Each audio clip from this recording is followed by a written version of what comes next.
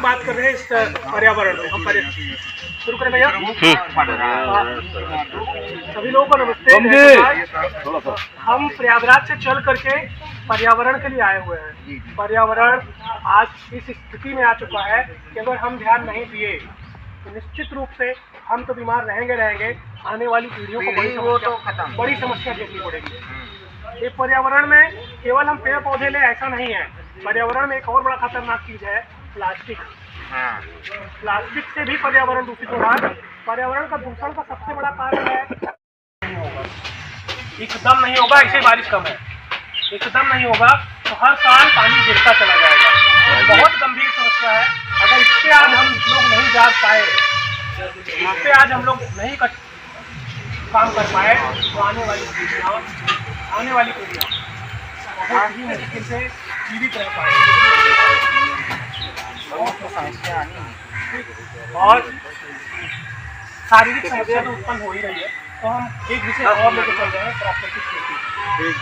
प्राकृतिक खेती को भी हम बोलेंगे बाद में। तो पहले हम पर्यावरण के लिए भैया पेड़ लगाना सीख लें। प्रधान जी तो गवाह है, सरकार काटती अधिक है, देती भी है इनको लगाने को, लेकिन लगता क्यों नहीं प्रधान जी? इसका कारण शायद आप अच्छा बता देंगे। बता दीजिए। लगाते तो है, प्रधान जी ने 2200 पेड़ लगाया होगा। लगाते तो हम लोग पेड़, लेकिन उससे जन सहयोग, जन भागीदारी, जन सहयोग जो है बहुत तरीके से बेहतर नहीं है, जिस वजह से जो है पौधों का जो है हम लोग संरक्षण नहीं कर पाते। ये पौधे नष्ट होने के कारण क्या क्या होते हैं? पौधे नष्ट होने का पहला कारण तो यही है कि लोगों में अशिक्षा का अभाव है। तो उनके दिमाग में ये रहता है कि प्रधान ने लगवाया है, प्रधान के द्वारा की गई चीजों का हम नष्ट करें। ये सबसे बड़ी गंभीर लोग। प्रधान जी इसकी सुरक्षा करें हम नहीं करें। प्रधान जी करेंगे सुरक्षा तो तब भी मौका मिलेगा तो वो लोग जाएंगे काट देंगे। जन सहयोग, जन भागीदारी सबसे मूलभूत समस्या। सबसे बड़ी बात जन जिम्मेदारी। जन जिम्मेदारी बिल्कुल जिम्मेदारी की है कि हम बकरी लेके अपन जन सहयोग जो है, जन भागीदारी में तो वही हो गया ना कि उसको लगवाने से लेके संरक्षित करने तक भाई जन भागीदारी में तो वही आ गया ना। इस समस्या का एक ही समाधान है भारत के अंदर। भारत के हमारे ऋषि जो थे, उन्होंने जिन चीजों को संरक्षित करना था उसे धर्म से जोड़ दिया, वो संरक्षित हो गई। पीपल क्या काट देंगे तो पहले लोग काट देते तो क्या उनको कोई मार डालता क्या? कोई सजा होती क्या? लेकिन वो एक औषधि पौधा है, वो एक अच्छा पौधा है, 24 घंटे ऑक्सीजन देने वाला पेड़ है। नहीं, इतने नहीं है। उसकी पत्तियों को अगर आप उबाल कर पीते हैं फेफड़े से और हार्ट से जुड़े हुए रोग नहीं होंगे। बेल, जिसको अमृत फल कहा जाता है, उसकी पत्तियों को अगर आप उबाल कर पीते हैं तो यहाँ से नीचे की कोई रोग नहीं होंगे आपको, होंगे ही नहीं। इतने औषधि पौधे हैं। हमारा जो वैदिक धर्म था, वैदिक धर्म में जो आयुर्वेद है,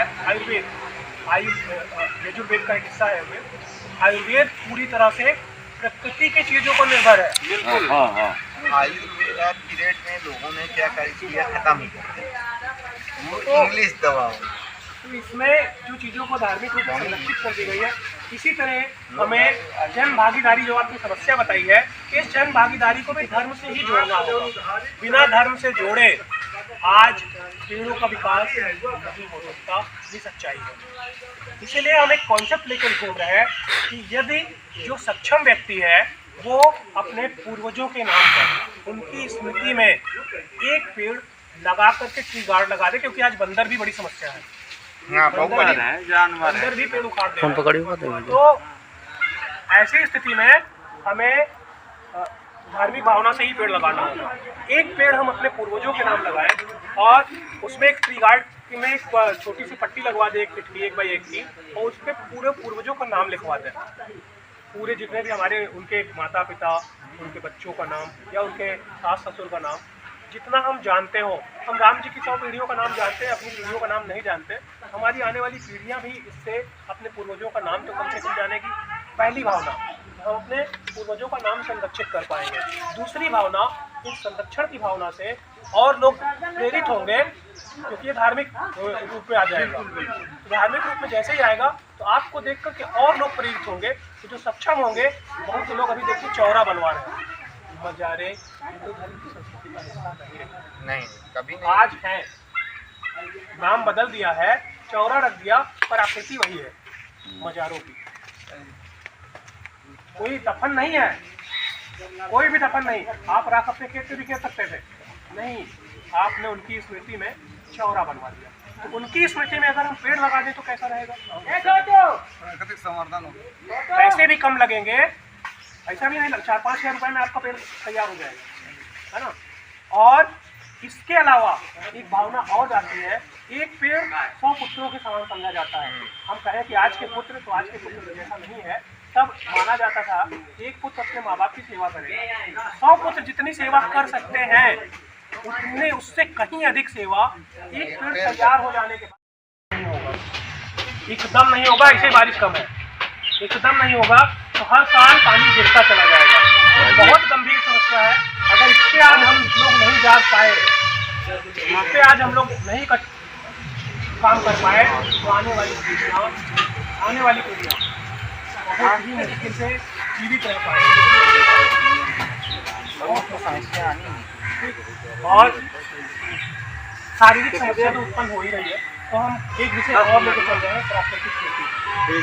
प्राकृतिक खेती को भी हम थोड़ा सा बोलेंगे बाद में। तो पहले हम पर्यावरण के लिए भैया पेड़ लगाना सीख लें। प्रधान जी तो गवाह है, सरकार काटती जब है, देती भी है इनको लगाने को, लेकिन लगता क्यों नहीं प्रधान जी? इसका कारण शायद आप अच्छा बता देंगे, बता दीजिए। लगाते तो है, प्रधान जी ने 2200 पेड़ लगाया होगा। लगाते तो हम लोग पेड़, लेकिन उससे जन सहयोग, जन भागीदारी, जन सहयोग जो है बहुत तरीके से बेहतर नहीं है, जिस वजह से जो है पौधों का जो है हम लोग संरक्षण नहीं कर पाते। ये पौधे नष्ट होने के कारण क्या क्या होते हैं? पौधे नष्ट होने का पहला कारण तो यही है कि लोगों में अशिक्षा का अभाव है। तो उनके दिमाग में ये रहता है कि प्रधान ने लगवाया है, प्रधान के द्वारा की गई चीजों का हम नष्ट करें। ये सबसे बड़ी गंभीर लोग। प्रधान जी इसकी सुरक्षा करें, हम नहीं करें। प्रधान जी करेंगे सुरक्षा तो तब भी मौका मिलेगा तो वो लोग जाएंगे काट देंगे। जन सहयोग, जन भागीदारी सबसे मूलभूत समस्या। सबसे बड़ी बात जन जिम्मेदारी, जन जिम्मेदारी, बिल्कुल जिम्मेदारी की है कि हम बकरी लेके अपन जन सहयोग जो है, जन भागीदारी में तो वही हो गया ना कि उसको लगवाने से लेके संरक्षित करने तक। भाई जन भागीदारी में तो वही आ गया ना। इस समस्या का एक ही समाधान है भारत के अंदर। भारत के हमारे ऋषि जो थे, उन्होंने जिन चीज़ों को संरक्षित करना था उसे धर्म से जोड़ दिया, वो संरक्षित हो गई। पीपल क्या काट देंगे तो पहले लोग काट देते तो क्या उनको कोई मार डालता, क्या कोई सजा होती क्या? लेकिन वो एक औषधि पौधा है, वो एक अच्छा पौधा है, 24 घंटे ऑक्सीजन देने वाला पेड़ है। नहीं, इतने नहीं है, उसकी पत्तियों को अगर आप उबाल कर पीते हैं फेफड़े से और हार्ट से जुड़े हुए रोग नहीं होंगे। बेल, जिसको अमृत फल कहा जाता है, उसकी पत्तियों को अगर आप उबाल कर पीते हैं तो यहाँ से नीचे की कोई रोग नहीं होंगे आपको, होंगे ही नहीं। इतने औषधि पौधे हैं। हमारा जो वैदिक धर्म था, वैदिक धर्म में जो आयुर्वेद है, यजुर्वेद का एक हिस्सा है, आयुर्वेद पूरी तरह से प्रकृति की चीजों पर निर्भर है। बिल्कुल। आयुर्वेद पीरियड में लोगों ने क्या किया, खत्म ही कर दिया। वो इंग्लिश दवा। तो इसमें जो चीज़ों को धार्मिक रूप से संरक्षित कर दी गई है, इसी तरह हमें जन भागीदारी जो आपने समस्या बताई है, इस जन भागीदारी को भी धर्म से ही जोड़ना होगा। बिना धर्म से जोड़े आज पेड़ों का विकास नहीं हो सकता, ये सच्चाई है। इसीलिए हम एक कॉन्सेप्ट लेकर घूम रहे हैं कि यदि जो सक्षम व्यक्ति है वो अपने पूर्वजों के नाम पर, उनकी स्मृति में एक पेड़ लगा करके ट्री गार्ड लगा दे, क्योंकि आज बंदर भी बड़ी समस्या है। जानवर भी पेड़ उखाड़ दे। तो ऐसी स्थिति में हमें धार्मिक भावना से ही पेड़ लगाना होगा। एक पेड़ हम अपने पूर्वजों के नाम लगाएं और उसमें एक ट्री गार्ड में एक छोटी सी पट्टी लगवा दे, एक पिटकी 1 बाई 1 की, और उस पर पूरे पूर्वजों का नाम लिखवा दें। पूरे जितने भी हमारे उनके माता पिता, उनके बच्चों का नाम या उनके सास ससुर का नाम, जितना हम जानते हो। हम राम जी की 100 पीढ़ियों का नाम जानते हैं, अपनी पीढ़ियों का नाम नहीं जानते। हमारी आने वाली पीढ़ियां भी इससे अपने पूर्वजों का नाम तो कम से कम जानेगी। पहली भावना, हम अपने पूर्वजों का नाम संरक्षित कर पाएंगे। दूसरी भावना, इस संरक्षण की भावना से और लोग प्रेरित होंगे, क्योंकि ये धार्मिक रूप में आ जाएगा। धार्मिक रूप में जैसे ही आएगा तो आपको देख करके और लोग प्रेरित होंगे। तो जो सक्षम होंगे, बहुत से लोग अभी देखिए चौरा बनवा रहे हैं। मजारे हिंदू धर्म की संस्कृति का हिस्सा नहीं, कभी नहीं। आज है, नाम बदल दिया है, चौरा रख दिया, पर आकृति वही है मजारों की। कोई दफन नहीं है, कोई भी दफन नहीं। आप राख अपने खेत से भी खेत सकते थे, नहीं, आपने उनकी स्मृति में चौरा बनवा दिया। तो उनकी स्मृति में अगर हम पेड़ लगा दें तो कैसा रहेगा? प्राकृतिक संवर्धन हो। पैसे भी कम लगेंगे, ऐसा भी नहीं, 4-5 हज़ार रुपये में आपका पेड़ तैयार हो जाएगा, है ना। और इसके अलावा एक भावना और आती है, एक पेड़ 100 पुत्रों के समान समझा जाता है। हम कहें कि आज के पुत्र तो आज के पुत्र जैसा नहीं है, तब माना जाता था एक पुत्र अपने माँ बाप की सेवा करेगा, 100 पुत्र जितनी सेवा कर सकते हैं उतने उससे कहीं अधिक सेवा एक पेड़ तैयार हो जाने के बाद लेवल पे। देखिए प्रतिभाएं हर जगह हैं, हम लोगों ने खोज नहीं पाए। नहीं आपकी रामायण से बात है, मैं खोजने निकला हूँ। आपकी डायरी है, आप बड़े भाई जैसे जो आपने ये दिखाया ना, इसमें हम लोग बहुत वर्क कर रहे हैं। मतलब आप समझिए कि अब जैसे जहाँ ज्यादा देख रहे हैं, पेचकस दिया क्या? हम अबे अंदर रख दिया, अलमारी में रख दिया, पड़ा रहा, हम उठा के रख दिया है। नहीं बिल्कुल आपको ये बोर्ड देखते हुए हमने कहा चलो हमारे चाहिए 200 पेड़ आपने अपने माध्यम से तभी लगा दिए थे। तभी लगा दिया था पिताजी जब खत्म हुए थे तभी, तब हम प्रधान नहीं थे तभी, तब कोई प्रधानी का कोई वो नहीं था, विचार नहीं थे। तब हमने पेड़ लखनऊ से मंगवा तो हम लोग बहुत छोटे भी थे, हमें याद है। हाँ 2008 में बृहद बुंदेलखंड पैकेज के तहत मायावती जी की तरफ से एज ए कॉन्ट्रैक्टर मैंने 12,000 पेड़ लगाए थे। ठीक, 12,000 पेड़ जब लगाया तो खुद मैं मजदूर से इकट्ठा करवाता था, खुद पौधे लगाता था, खुद पानी जब वो ढो के नीचे से नहर चलाते थे तो खुद अपने हाथ से डालता था। अपने हाथ से जब डालता था तो मुझे बड़ा मोह रहा। बिल्कुल ये तो रहता जब है। ये हुआ लगाव होता है। 6 महीने बाद ये हुआ कि आपको आगे पैसे नहीं मिलेंगे, तो आगे पैसे नहीं मिलेंगे तो पैसे के अभाव में मेरे घर से बहुत दूर है चित्रकूट मैं रोज नहीं जा सकता था। तो बड़ा दर्द हुआ कि मैं उनको बचा नहीं पाऊंगा, बड़ा दर्द हुआ। तब कभी भी चित्रकूट जाता हूँ और आदरणीय ददवा जी का गांव है वो देवकली, तो बरकोट से पूरा देवकली से बरकोट तक मैंने पेड़ लगाए थे। और अब कभी जाता हूँ कुछ ही पेड़ दिखाई देते हैं, लेकिन जब देखता हूँ बड़ा सुकून मिलता है कि मेरे हाथ से लगाए पेड़ हैं। वो तो है ही है।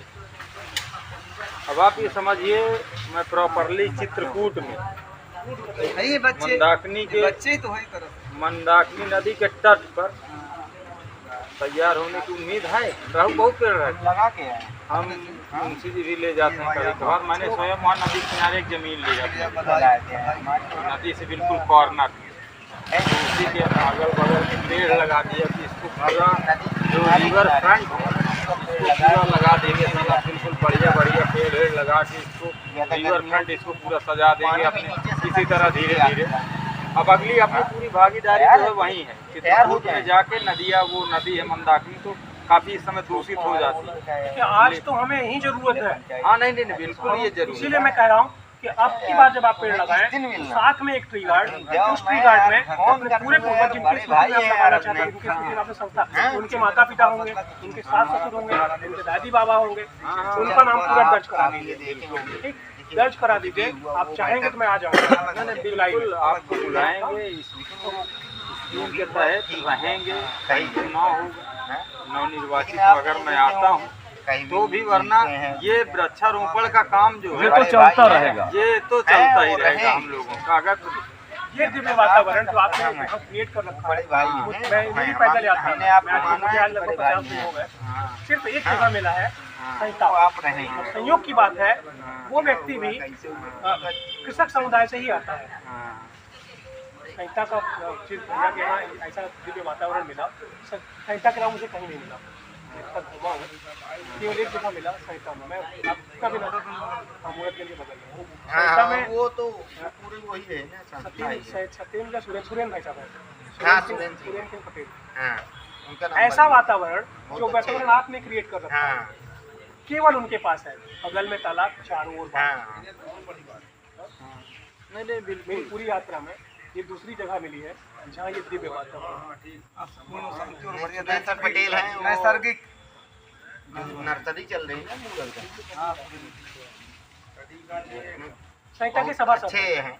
वार्ड नंबर हाँ। 2 है। चलिए भाई, मुझे हाँ, इसकी दो जानकारी है, नहीं थी, आप लोगों ने जानकारी दी, इसके लिए धन्यवाद। हम आपको जरूर आमंत्रित, आप अच्छा काम किए और अच्छा काम कर रहे हैं। तो हम बढ़िया बाहर पर्यावरण के लिए आप इतना अच्छा जो आप करेंगे, पेड़ जो लगाएंगे इस पेड़ को जब आप ट्री गार्ड के साथ लगाएंगे तो जो आपके रिश्तेदार कभी आए वो जब इस कॉन्सेप्ट को देखेंगे तो अपने यहाँ लगाए, इस कॉन्सेप्ट को अपनाएंगे। तो मेरा यही टारगेट है कि मैं हर जगह नहीं पहुँच पाऊंगा, लेकिन क्या कर रहे हैं लोगों में भावना तो डेवलप कर दूँ। जहाँ इसको जन जागरूकता देखिए, इसको जन जागरूक करिए जो आप कर रहे हैं बहुत अच्छा। हमारे ऋषियों ने पीपल संरक्षित कर दिया, हमारे ऋषियों ने बेल संरक्षित कर दिया, आज नहीं है, आज पीपल भी कोई लगाना नहीं चाहता। ठीक, तो हम कम से कम इतना तो कर ले कि अपने पूर्वजों के नाम से कोई भी फल वाला ही पौधा संरक्षित कर ले।